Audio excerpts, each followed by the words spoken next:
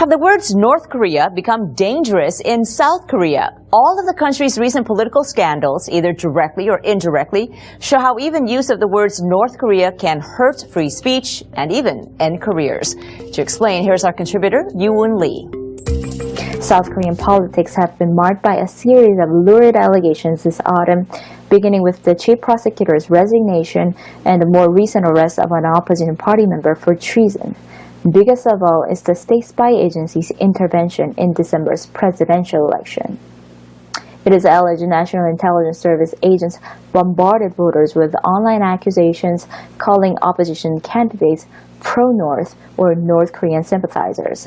Liberals say the smears cost opposition votes. South Korean net users expressed shock at the ever-tightening control over anything related to North Korea.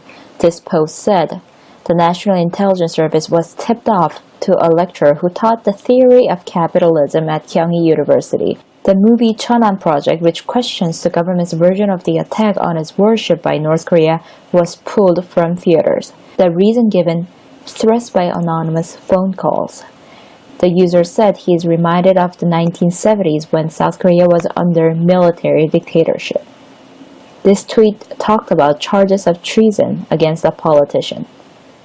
Lee Seok-gi's case and lecturer Im Seung-soo's theory of capitalism fiasco have affected universities. Many professors mentioned Lee's case, but they refrained from expressing an opinion, and either at the beginning or at the end of the lecture, they stress how their opinion is very different from that of Lee's.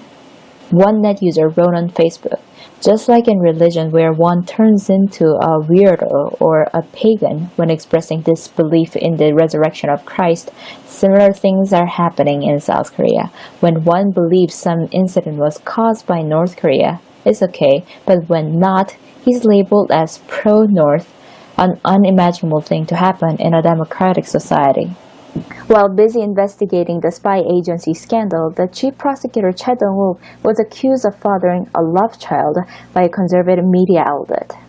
He had to resign, but new information is coming out.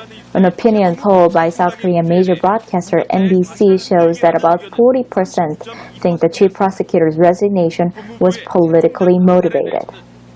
Prominent political blogger I Am Peter wrote, one of the surefire ways to pressure prosecutors' investigation is to force out its leader. People who are smirking at the chief prosecutor's resignation would be the former chief of NIS and the former chief of the Seoul Metropolitan Police. Both are charged for violating the election law and NIS regulations. Trials are underway for those two, and prosecutors investing their case belong to the affected prosecutor's office.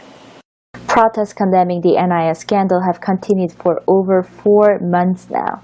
Earlier this week, 700 Catholic leaders held a mass candlelight vigil, and several churches and Won Buddhists are starting to join them. I'm Yoo Lee for LinkAsia.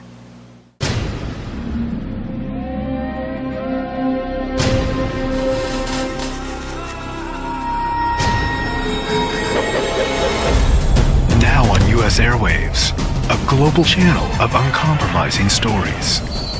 World news, documentaries, entertainment, and culture. Link TV, connecting you to the world. For more information, visit linktv.org.